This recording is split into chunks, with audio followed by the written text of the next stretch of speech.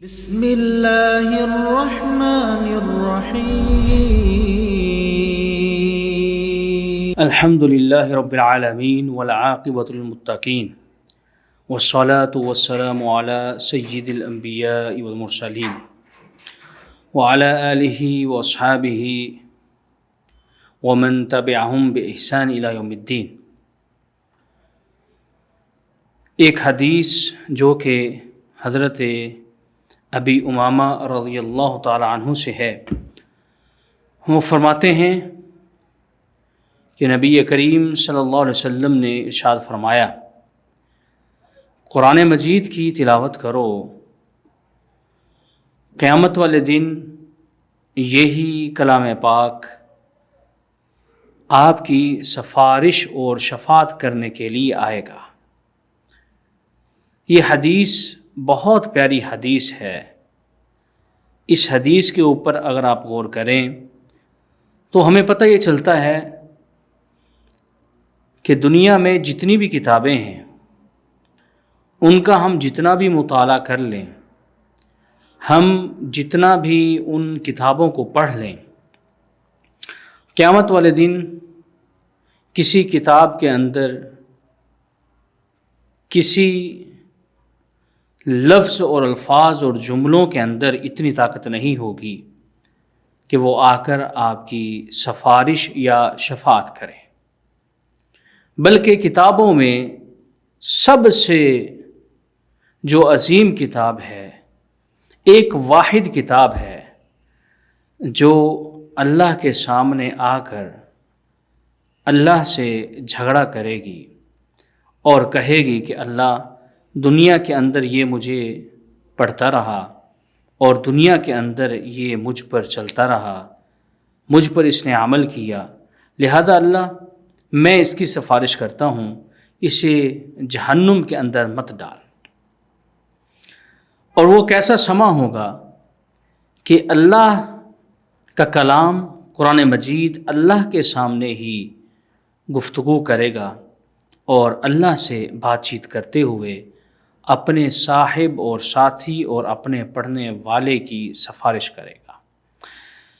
ایک اور حدیث حضرت نواس بن سمعان رضی اللہ تعالیٰ عنہ سے ہے، وہ فرماتے ہیں کہ رسول اللہ صلی اللہ علیہ وسلم نے مجھے سورۃ البقرہ اور سورۃ آل عمران کے بارے میں ایک ایسی بات کہی جسے میں کبھی نہیں بھولا۔ رسول اللہ صلی اللہ علیہ وسلم نے فرمایا کہ قیامت کا دن ہوگا، یہ دونوں صورتیں آئیں گی اور اپنے پڑھنے والوں کو فائدہ دیں گی۔ وہ فائدہ رسول اللہ صلی اللہ علیہ وسلم نے 3 طریقوں سے ذکر کیا۔ فرمایا یہ 2 صورتیں گھنے بادلوں کی طرح تمہارے اوپر سایہ فگن ہوں گی۔ پھر آپ نے فرمایا کہ یہ دونوں صورتیں سورۃ البقرہ اور سورہ آل عمران، یہ دونوں ایک سائے کی مانند آپ کے اوپر سایہ فگن ہوں گی۔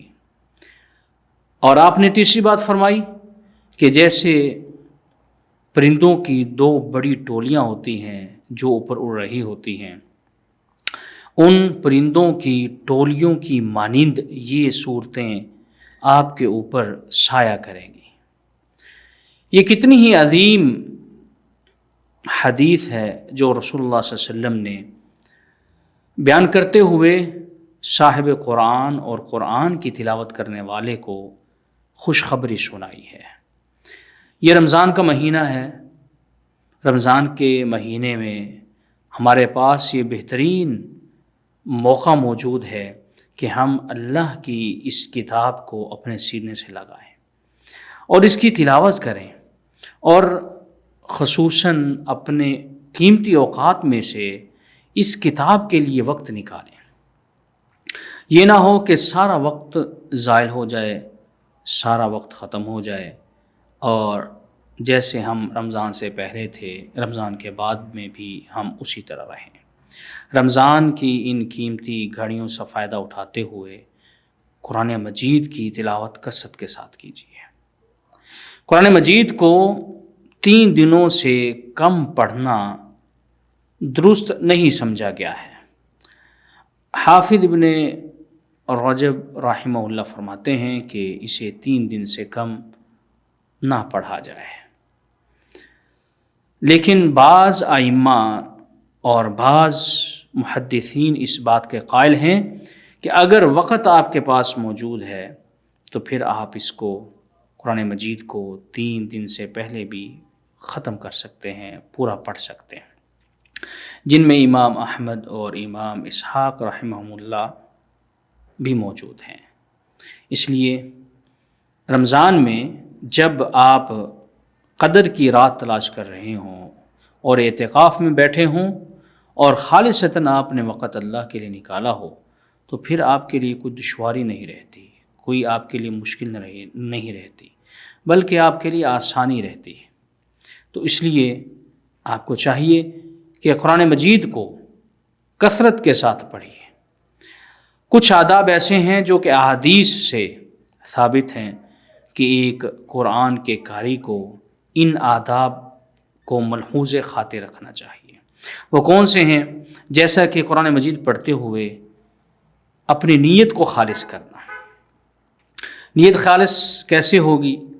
کہ میں یہ قرآن پڑھ رہا ہوں، اس کا اجر اور ثواب مجھے اللہ سے ملے گا، میرا اور کوئی مقصد نہیں ہے، میں نے کسی کو نہیں بتلانا کہ میری آواز خوبصورت ہے، میں بہت اچھی آواز سے قرآن مجید پڑھ سکتا ہوں، لوگوں کو بتلانا نہیں ہے، بلکہ دل کے اندر کسی قسم کی کوئی ریاکاری بھی نہ ہو اور دکھلاوا بھی نہ ہو، خالصتاً اللہ کے لیے ہم نے قرآن مجید کی تلاوت کرنی ہے۔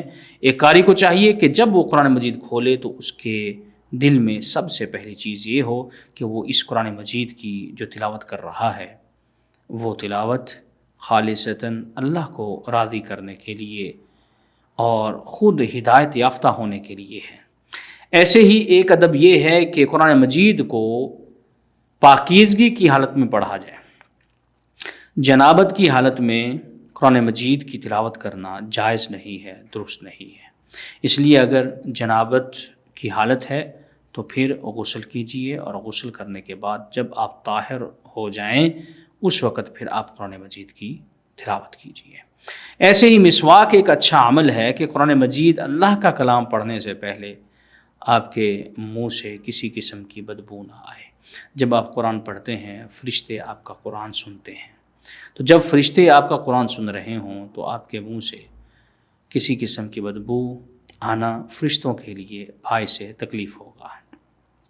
اس لیے بہتر اور مستحسن عمل یہ ہے کہ جب آپ قرآن مجید کی تلاوت کرنے لگیں اس سے پہلے مسواک کر لیں۔ نبی کریم صلی اللہ علیہ وسلم کی سنت مبارکہ بھی ہے، اور آپ نے تو یہاں تک فرمایا لولا ان اشق علی امتی لامرتہم بالسواک، اگر میں اپنی امت پر اس مسواک کو کسی قسم کی کوئی دشوار چیز نہ سمجھتا تو میں ان کو لازمی طور پہ لا محالہ مسواک کرنے کا حکم دیتا۔ ایسے ہی ایک ادب یہ ہے کہ قرآن مجید کو صحیح تلفظ کے ساتھ زبر اور زیر کا خیال رکھتے ہوئے پڑھا جائے۔ کسی قسم کی کوتاہی، جلد بازی، عجلت پسندی سے کام نہ لیا جائے۔ بعض قراء کو ہم نے دیکھا ہے کہ جب وہ قرآن مجید پڑھتے ہیں تو کوشش کرتے ہیں کہ تھوڑے وقت میں وہ زیادہ قرآن مجید پڑھ لیں، تھوڑے وقت میں وہ زیادہ پاروں کو، سپاروں کو اور قرآن مجید کے اجزاء کو ختم کر لیں۔ نتیجہ یہ نکلتا ہے کہ جو ان کے منہ سے الفاظ نکل رہے ہوتے ہیں ان کا نہ تلفظ درست ہوتا ہے، نہ زبر زیر درست ہوتی ہے، بلکہ اس کے اندر بھی فرق آ جاتا ہے۔ نبی کریم صلی اللہ علیہ وسلم نے بھاگ کر امام کے ساتھ ملنے سے نماز کی حالت میں منع فرمایا۔ کیوں؟ اس لیے کہ جب انسان بھاگ کر با جماعت نماز کے ساتھ جب ملے گا تو اس کا سانس اکھڑا ہوا ہوگا۔ اکھڑے ہوئے سانس کے ساتھ تلاوت کرنا گویا کہ یہ اپنے منہ سے ایسے جملوں کو ادا کرنا ہے، ایسی چیزوں کو یا ایسے قرآن مجید کو ادا کرنا ہے جس کا نہ تو بہتر تلفظ ہو سکتا ہے اور نہ اس کی زیر زبر درست ہو سکتی ہے۔ اسی طرح قرآن مجید کے پڑھنے والے کے لیے ایک ادب یہ ہے کہ جب وہ قرآن مجید کی تلاوت کرے تو اس کے اندر تدبر بھی کرے۔ مجرد خالی صرف اور صرف قرآن مجید کی تلاوت کرنا یہ اتنا فائدہ نہیں دیتا جتنا فائدہ اس کے اندر تدبر اور غور و فکر کرنا ہے۔ قرآن مجید تو صاحب عقل کے لیے نازل کیا گیا ہے۔ صاحب عقل سے مراد یعنی اس کا تدبر کرنے والے، اس کے اندر غور و فکر کرنے والے۔ اگر آپ قرآن مجید کی تلاوت کر رہے ہیں تو پھر اس کے اندر غور و فکر ضرور کیجیے۔ ترجمہ آپ نے اگر نہیں پڑھا ہوا تو ترجمے والا قرآن مجید لیجیے، الفاظ کہ صرف جہاں پر معنی لکھے ہوتے ہیں آپ صرف ان کو دیکھ لیجیے۔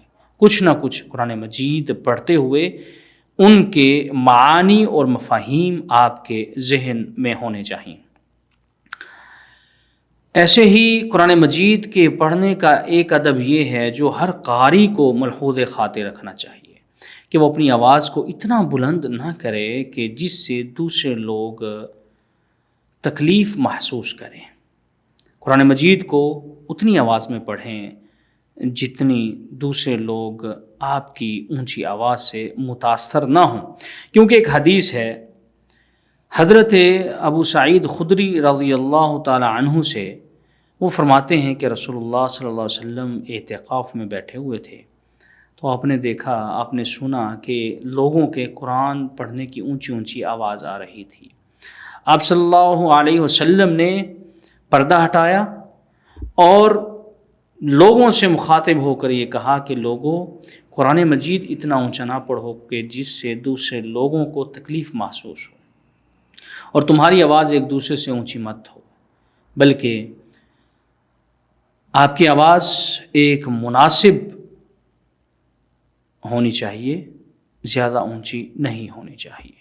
قرآن مجید کے یہ چند آداب ہیں، ان کو ملحوظ خاطر رکھتے ہوئے رمضان المبارک میں قرآن مجید کی کثرت کے ساتھ تلاوت کر لیجئے، یا قیامت والے دن آپ کی سفارش اور شفاعت کرے گا۔ اللہ تعالیٰ سے دعا ہے کہ وہ ہمارے اوقات میں برکت عطا فرمائے اور ہمیں کثرت کے ساتھ قرآن مجید کی تلاوت کرنے کی توفیق عطا فرمائے۔ سبحان ربک رب العزت عما یصفون وسلام علی المرسلین والحمد للہ رب العالمین وجزاکم اللہ خیر والسلام علیکم ورحمۃ اللہ وبرکاتہ۔